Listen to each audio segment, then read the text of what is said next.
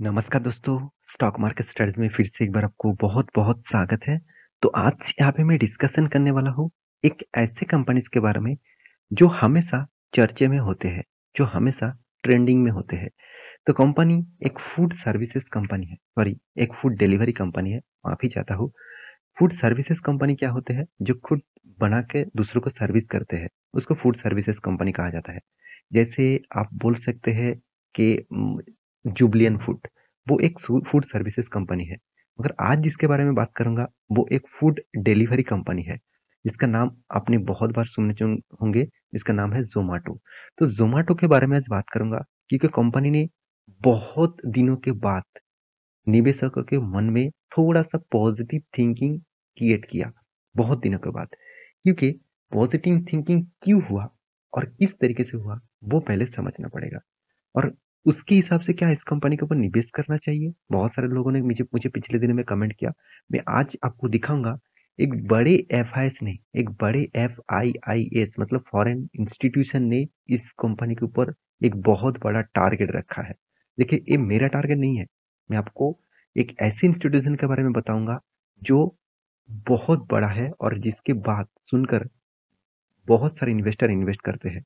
तो उन्होंने एक बहुत बड़ा टारगेट रखा ज़ोमैटो के ऊपर। तो सब कुछ यहाँ पे डिस्कस करूँगा, तो प्लीज़ वीडियो को लास्ट तक देखिएगा। और अभी तक अपने चैनल को सब्सक्राइब नहीं किया तो देर किस बात की, अभी जाकर कर लीजिएगा, क्योंकि बहुत सारा इन्फॉर्मेशन आपके साथ यहाँ पे मैं शेयर करने वाला हूँ। तो वीडियो को लास्ट तक देखिएगा और अभी तक अपने चैनल को सब्सक्राइब नहीं किया तो ज़रूर कर लीजिएगा, क्योंकि आपको daily basis stock market information, update, news इसी चैनल के माध्यम से मिलता रहेंगे। तो चलो देख लेते हैं आज के स्टॉक के बारे में। देखिए, सबसे पहले मैं जो चीज़ आपको दिखाऊँगा कंपनी का रिज़ल्ट, जहाँ पे धमाका हुआ है, जो धमाका कंपनी इतने दिनों तक नहीं कर पाए, वो इस बार कर दिखाया। और मुझे लगता है फ्यूचर में वो चेंजिंग हो सकता है, क्योंकि जिस तरीके से इस बार कंपनी ने अर्निंग दिखाया, वो कुछ हटके है। क्योंकि देखिए, टोटल जो सेगमेंट इस सेगमेंट के ऊपर देखा जाए तो कंसोलिडेटेड जो प्रॉफिट एंड लॉस यहाँ पे दिखाया जा रहा है, वो मिलियन में रिकॉर्ड दिया गया है। चलो मैं आपको डिटेल्स में दिखा देता हूँ, तभी आपको और भी क्लियरिटी हो जाएगा। तो मैं डिटेल्स में यहाँ पे आपके साथ शेयर करने वाला हूँ। पहले बता दूँ, कंपनी का जो टोटल इनकम है, वो इसका इनकम किस तरीके से हुआ? 21,200, पिछले बार था 18,300, पिछले सालों में था 12,500। देखिए, इनकम में किस तरीके से ग्रोथ हुआ, इनकम में किस तरीके से इनकम को बढ़ाया। 1 साल में कंपनी ने इनकम को डबल से भी ज़्यादा किया। तो मतलब डबल के आसपास देखने को मिला। तो इतना ग्रोथ मैं आपको बार-बार बोलता हूँ, कोई भी कंपनी, कोई भी बिज़नेस अगर मार्केट में आए हुए है, तो उसको मॉड्यूल को समझना पड़ेगा, उसको टाइम देना पड़ेगा। देखिए, मान के चलिए आपने कोई मतलब नया प्रोडक्ट खरीद के मार्केट में बेचने जाएँगे, तो वो प्रोडक्ट शायद ना बेचे। मतलब नया प्रोडक्ट बनाने के बाद आप मार्केट में बेचने जाएँगे, तो उसको प्रोडक्ट का वैल्यूएशन लोगों को पता नहीं, लोग भरोसा कहाँ से करेंगे? तो उसको टाइम देना पड़ेगा, आपको मार्केटिंग करना पड़ेगा, आपको फ्री ऑफ कॉस्ट देना पड़ेगा, आपको टेस्टिंग कराना पड़ेगा। तो बहुत कुछ कराने के बाद आपको फीडबैक मिल सकता है। सेम टू सेम ज़ोमैटो भी लगातार लॉसेस क्यों करते जा रहे हैं? क्योंकि लोगों को एक्सपीरियंस, लोगों को हैबिट बना रहा है वो, लोगों को एक्सपीरियंस दे रहा है, लोगों को सर्विसेज़ देकर उसका वो ये बता रहा है कि आप घर बैठे कोई भी चीज़ ऑर्डर कर सकते हैं, आपका टाइम वेस्ट नहीं होगा और आपको जल्द से जल्द खाना मिलेगा। तो इसलिए वो फूड डिलीवरी का काम यहाँ पे अच्छी तरीके से तेज़ी से कर रहा है। तो इसलिए मैं आपको बार-बार बोलता हूँ, देखिए जो मॉडल्स यूएस में, चाइना में, जापान में, इस तरीके से यूके में, इस तरीके से कंट्री में चलते हैं, तो वो ही इंडस्ट्रीज़ घूम फिर कर इंडिया में भी आते हैं। आज मान के चलिए जितने सारे शॉपिंग मॉल्स हैं, वो इंडिया में फर्स्ट टाइम नहीं स्टार्ट हुआ था। वो फर्स्ट टाइम स्टार्ट हुआ था यूएस में, यूके में, और उसी मॉडल्स को एडॉप्ट किसने किया? इंडिया ने। जब मॉल स्टार्ट हुआ तब लोग मॉल जाना उतना पसंद नहीं करते थे, क्योंकि लोगों के घर के आस-पास ही ग्रोसरी का दुकान मिल जाता था, कपड़े का दुकान मिल जाता था, तो वो नहीं जाते थे। तो आप देखिए, लोग उस दुकान से ज़्यादा मॉल्स में जाना पसंद करते हैं। कोई बड़ा मॉल्स में इसीलिए जाना पसंद करते हैं क्योंकि वहाँ पे मुझे बहुत सारे डिस्काउंट में मिल जाता है, और वो कोई भी चीज़ वो यूज़ मतलब ट्राई करके देख सकते हैं। मतलब कोई भी ड्रेस आप खरीदना चाहते हैं, दुकान में जाकर आप बोलेंगे कि मुझे ट्रायल लेना है, तो वो नहीं देंगे आपको। मगर कोई मॉल में जाकर आप बोलेंगे कि मुझे ट्रायल लेना है, वो ट्रायल लेने के बोलने का ज़रूरत नहीं। उसका एम्प्लॉइज़ आपको खुद बताएगा कि जाकर सर आप ट्रायल ले लीजिए, मैडम जाकर आप ट्रायल ले लीजिए। यही बिज़नेस का मॉड्यूल है, यही स्ट्रैटेजीज़ है। तो ज़ोमैटो को मैं बार-बार बोलता हूँ, ज़ोमैटो का बिज़नेस मॉडल बहुत अच्छा है। कुछ प्रॉब्लम्स है, कुछ दिक्कत है, इसके कारण ज़ोमैटो में थोड़ा-सा प्रेशर देखने को मिला। तो वो चेंजिंग होने में टाइम लगेगा। वो टाइम कितना लगेगा, चलो मैं आपको बता देता हूँ। तो टोटल एक्सपेंड के बारे में बात करूँ, तो टोटल एक्सपेंडिचर कितना हुआ? 24,000। तो इनकम के आस-पास देखा जाए तो कंपनी का एक्सपेंस ज़्यादा हो गया।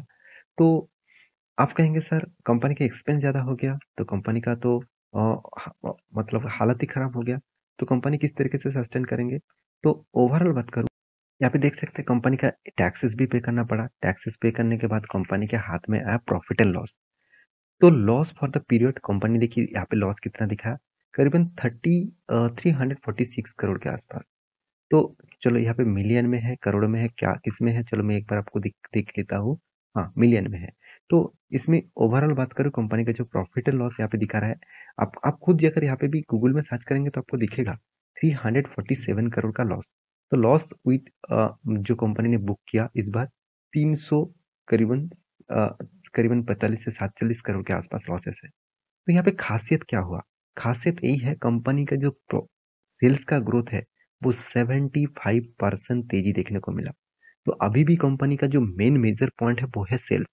देखिए सेल्स जब लगातार बढ़ते हैं तो उस हिसाब से कंपनी का आज प्रॉफिट जो लॉसेस में कन्वर्ट हो रहा है उसके पीछे कारण भी है क्योंकि जोमेटो सबसे ज़्यादा मतलब सबसे ज़्यादा कॉस्ट बेयर करते हैं जितने सारे डिलीवरी कम बॉयज़ हैं।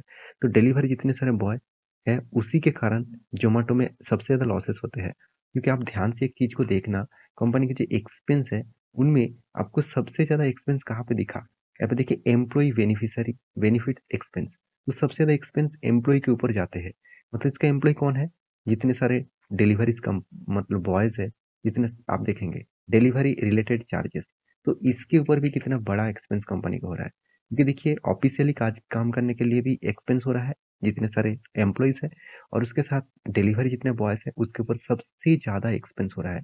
यही एक कारण है, यही एक वजह है जिसके कारण कंपनी का सबसे ज़्यादा एक्सपेंस देखने को मिला।